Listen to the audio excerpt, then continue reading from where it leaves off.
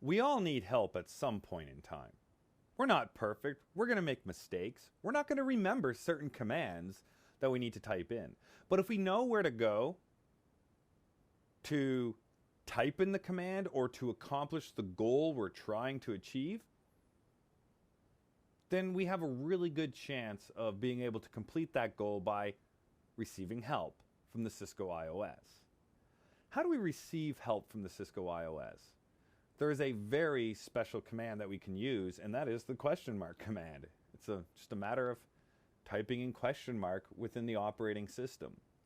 And whenever you type in question mark, it's going to give you a list of commands or words that are available to you at that specific command prompt.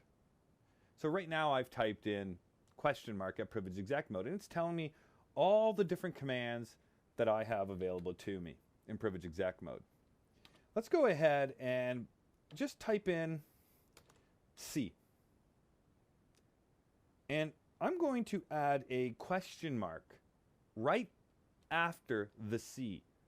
What type of help did I just receive? I received command help in this case, command help.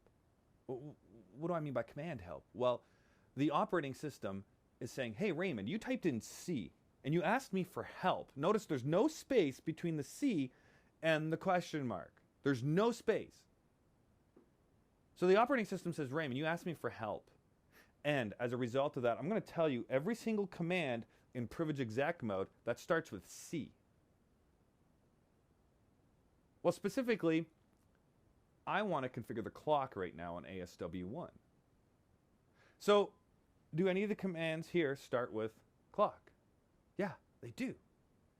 So let me show you what happens when I type in CL as an example and hit question mark. It's showing me that there's two different options, clear or clock, both starting with CL. But if I type in O and hit a question mark, notice it even says you only have clock. That's the only option available. So when that's the only option available, do I really have to type in the whole command? No, I don't. Because the operating system already knows, hey, CLO also means clock. CLOC also means clock. And I can prove this by doing a tab autocomplete. So I'm just going to press the tab key right now. When I press the tab key, notice how the operating system can complete the command for me automatically. Why? Because there is no other option. Clock is the only one that starts with CLO in this entire operating system. So you don't even have to type in the whole command if you don't want to. Or you can even use tab autocomplete to complete commands if you need to. So different ways that you can receive help in the operating system. But now that I know clock, what's the next step here? Well, let's go ahead and hit question mark again. Notice though I left a space this time. You see that there's a space right there between the K and the question mark. That space is really important because now I've asked the operating system for command syntax help. How about you help me out with the syntax of this command? I know I'm using the clock command, but I don't know what else goes with it. So right now I see clock followed by, hey, set. So the next option I have is set in this case. So I'm going to type in set, leave a space. Or I could just type in S. Let me show you. Tab autocomplete says, all right, set's the only option here. And then I'm going to put in my question mark. And now it's telling me you must type in the hours, the minutes, and the seconds. So I'm going to type in 12:00:00. What else do we have now? It's asking me for the day of the month, month of the year. So what is the day of the month? I'm just going to say it's January 1st right now.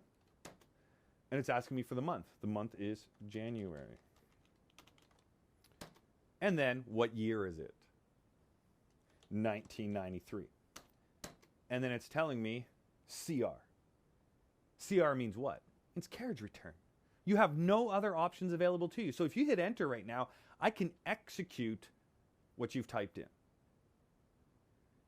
So in a way, it's kind of confirming I've done things correctly. Well, it's not really 12 a.m. January 1st, 1993. So it doesn't have the ability to verify that. That's for sure. But it has the ability to verify that the syntax is correct. So you can kind of get a better idea now of how if you know where to go to do what you need to do. For example, I know I need to go to privilege exec mode to configure the clock. then I can muddle my way through the command here once I get there. Also, if I know that I configure spanning tree protocol in global configuration mode, I can go to global configuration mode. All right, what's the command again? Oh, right, so it's spanning tree. Use tabbed autocomplete there. What was I trying to do with spanning tree protocol? I was trying to configure the root bridge. All right, and the root bridge is done on a VLAN by VLAN basis. All right, so I need to specify the VLAN value now. So which VLAN are we affecting here? Notice how I'm using context-sensitive help a lot. And then to affect the root bridge, well, we would play around with the priority in order to accomplish that. So using the priority command. So you have to have a general idea of what you're trying to do, what you're trying to accomplish, and where to do it. And then you can rely on context-sensitive help to get that command done. So very, very powerful feature, context-sensitive help and command help. Take advantage of it. Use it. I use it all the time. I have friends that use it all the time. It's definitely a very handy help feature.